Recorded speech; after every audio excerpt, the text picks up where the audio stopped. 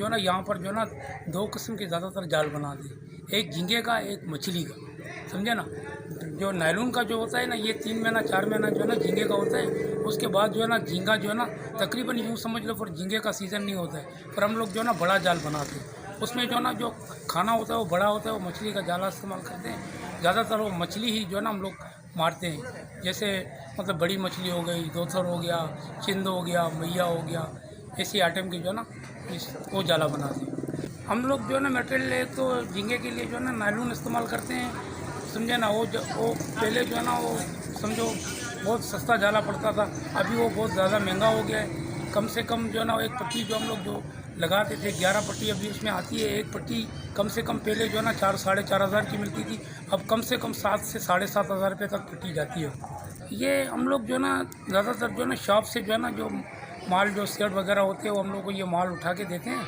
हम लोग उसमें सिर्फ मजदूरी करते हैं। तो ये माल जो है ना बना बनाया जहाँ से आता है, चाइना से आता है या जहाँ से भी आता है, ये माल जो है ना आके हम लोग को लेके दे देते हैं। प्लास्टिक होता है और नायलॉन होता है, हम लोग उसको जो है ना धागे के साथ उसको जोड़ करके कटिंग करके बनाते हैं अपने हिसाब से। नहीं, जाल ज़्यादातर जो है ना फट भी जाता है बाज़ औक़ात, लेकिन मतलब जो है ना चल जाता है तो मतलब चल जाता है, कोई भरोसा नहीं होता है। समुंदर के अंदर जो है ना बाज़ औक़ात जो है ना लकड़ियाँ वगैरह, जैसा कि आजकल जो है ना सैलाब वगैरह आया हुआ है, लकड़ियाँ बाहर निकल जाती है, या दरख्तों वगैरह की या कोई और पत्थर है या कोई और चीज़ है अगर ज़मीन के अंदर आ जाती है तो फिर उस वजह से जो है ना जाल वगैरह फट सकता है, नहीं तो जाल नहीं फटता। तरीके से जो है ना ये महंगाई जो हुई है ना, इस वजह से लांचों का कारोबार बहुत ख़त्म समझो कम पड़ गया है।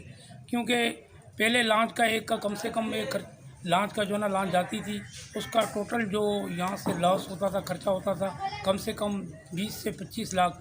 अभी वही जो है ना कम से कम 40 से 45 लाख, क्योंकि कम से कम एक लांच जो है ना कम से कम 2 महीना 2.5 महीना एक लांच निकाल के फिर हिसाब किताब करते हैं खलासी माई के। तो अभी बहुत बड़ा मसला हो गया, मुश्किल हो गई। अभी जैसे लांचें 2 महीना बंद होती है ना, जून जुलाई, उसके बाद जो लांचें खुलती है तो हर किसी का थोड़ा बहुत काम होता है। जैसे ही 3-4 महीने ख़त्म हो जाते हैं, अभी जो अगला महीना आ रहा है, ये सर्दियों का मौसम आ रहा है, उसमें तो कोई भरोसा नहीं है। हो सकता है कि ये लांचें जो है ना अपने किनारे पर रुक जाए, कोई भरोसा नहीं है, क्योंकि बहुत ज़्यादा खर्चा हो गया है और समुद्र के अंदर अभी गुजारा है।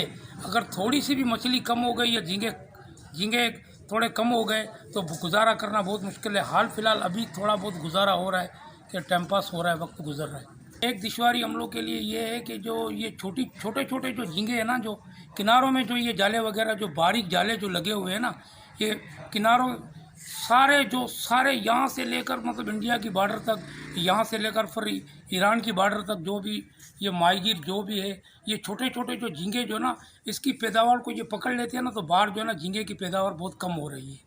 आगे अल्लाह खैर करेगा। इस तरीके से इसके ऊपर पाबंदी भी है, लेकिन कोई अमल दरामद नहीं हो रहा है।